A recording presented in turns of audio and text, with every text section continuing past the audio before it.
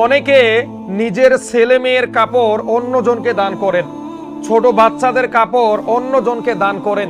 তারা এই কথাগুলো আজকে মনোযোগ দিয়ে শোনেন।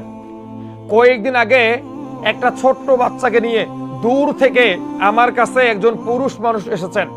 এসে বলছেন, হুজুর আমার বাচ্চার অসুখ সারে না, কত ডাক্তারের কাছে গেলাম, কত কবিরাজের কাছে গেলাম, কোনোভাবেই রোগ সারছে না। আমাকে তিনি হাতে পায়ে ধরে অনুরোধ করতেছে, হুজুর কোনো কিছু করেন, আমার একমাত্র ছেলে, তাকে ভালো করে দেন, যত টাকা লাগে নেন।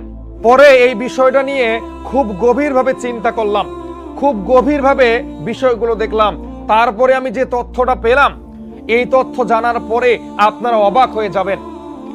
আমি দেখলাম এই ছোট্ট বাচ্চার কাপড় একজন মহিলাকে দেওয়া হয়েছিল। এই মহিলা এই ছোট্ট বাচ্চার কাপড়টা দিয়ে ভয়ঙ্কর কালো জাদু করেছে। এমন কালো জাদু করেছে যে এই বাচ্চাটা অল্প কিছুদিনের মধ্যেই মারা যাবে। তাহলে চিন্তা করেন তো, আপনি তো মানুষের উপকারের কথা চিন্তা করে নিজের বাচ্চার কাপড় অন্যজনকে দিয়ে দিলেন, কিন্তু সে মহিলা কি করলো?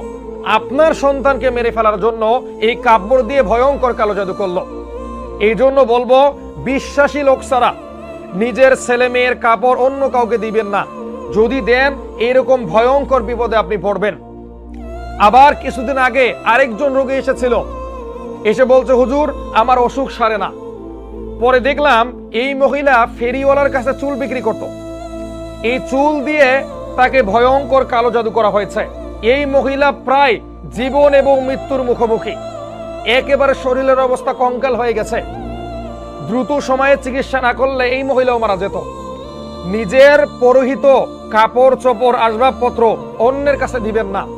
আবার অনেক সময় কি হয়, আপনি বিশ্বাস করে ঘরের ভিতর যে কোনো ব্যক্তিকে ঢুকতে দেন, তারা আপনার চিরুনি থেকে চুল চুরি করে, তারা আপনার জামা কাপড় চুরি করে, আপনার পরিহিত আংটি ঘড়ি এগুলা চুরি করে, এগুলো দিয়ে ভয়ঙ্কর কালো জাদু করে।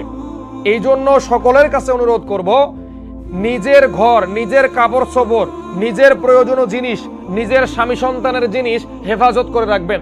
যদি না করতে পারেন, এরকম ভয়ঙ্কর বিপদের মুখোমুখি আপনি হবেন।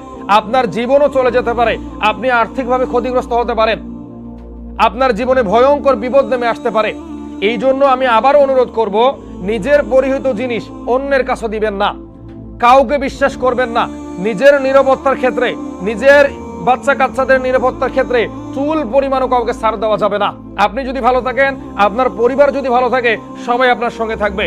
আপনার পরিবার যদি ক্ষতিগ্রস্ত হয়, জিন এবং কালো জাদুতে আক্রান্ত হয়, আপনার পরিবারের পাশে কেউ দাঁড়াবে না, সবাই আপনাকে দূরে ঠেলে